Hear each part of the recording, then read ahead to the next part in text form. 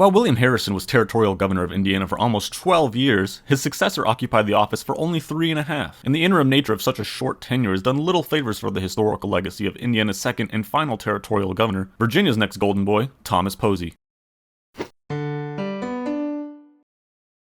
Posey was born along the banks of the Potomac in 1750 to what he called respectable parentage. His father John was a colonial militia officer in Virginia, as was the Posey family's next-door neighbor, a little-known farmer named George Washington. And the Poseys and the Washingtons were close, some would say very close, and rumors of Thomas's illegitimate parentage to a certain founding father would follow the young man throughout his entire life.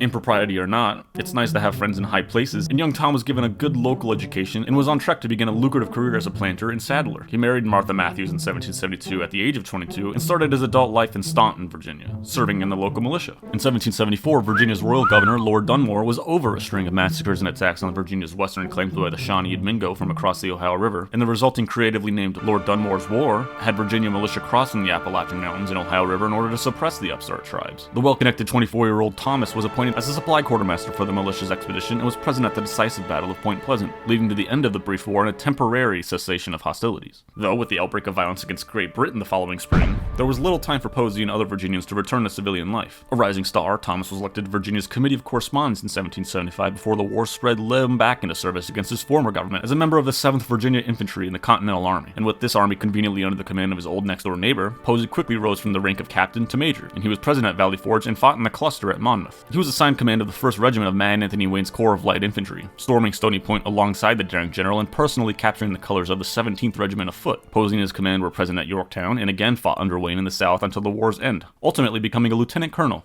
Resigning from the army in 1783, Posey returned to civilian life. His first wife Martha had died in childbirth in 1778, and John remarried wealthy widow Mary Thornton in 1784. Having 9 children with her and taking over management of her sizable plantation in Fredericksburg. When Anthony Wayne took up command of the Legion of the United States, Posey returned to the army under his old commander, but this time most of the time was spent bickering with other officers, notably James Wilkinson, and Posey was soured by military life. He resigned from the army again just before Wayne's victory at Fallen Timbers in 1794 and went back to Virginia, where he returned to planting and lost an election for a House seat.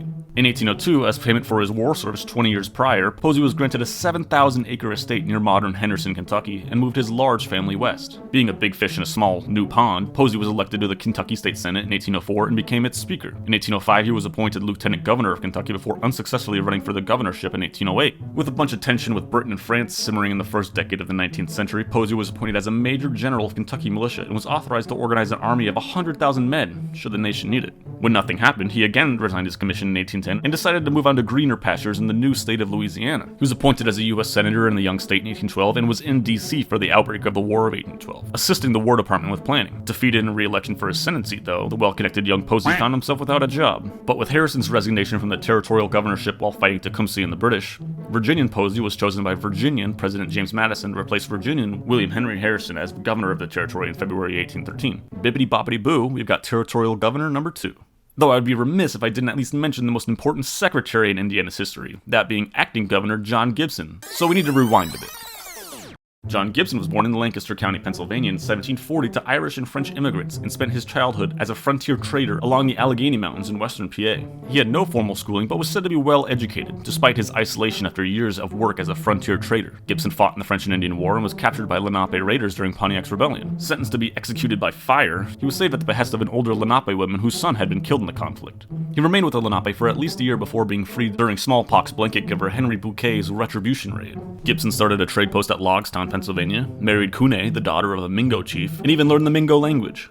But Virginian settlers massacred his new wife and family at Yellow Creek in 1774 as a reprisal to previous Mingo raids, a pivotal moment in the lead-up to Lord Dunmore's war against the Mingo and Shawnee. Despite this connection, Gibson served in Lord Dunmore's war, famously translating speeches given by Mingo chief Logan in its aftermath. He was made an Indian agent at Pittsburgh and spent the years before the Revolution overseeing the fragile frontier peace. Elected colonel of the 6th Virginia in 1775, John spent most of the war negotiating with frontier Indian tribes, being able to speak the Iroquois language, and his leniency towards local Amerindians would get him into trouble with his men, culminating in a near mutiny in 1782 after his men were outraged by local massacres by warriors they accused Gibson of releasing. After the war, he left military life behind and returned to trading, but quickly went broke under the weight of debts taken during the war.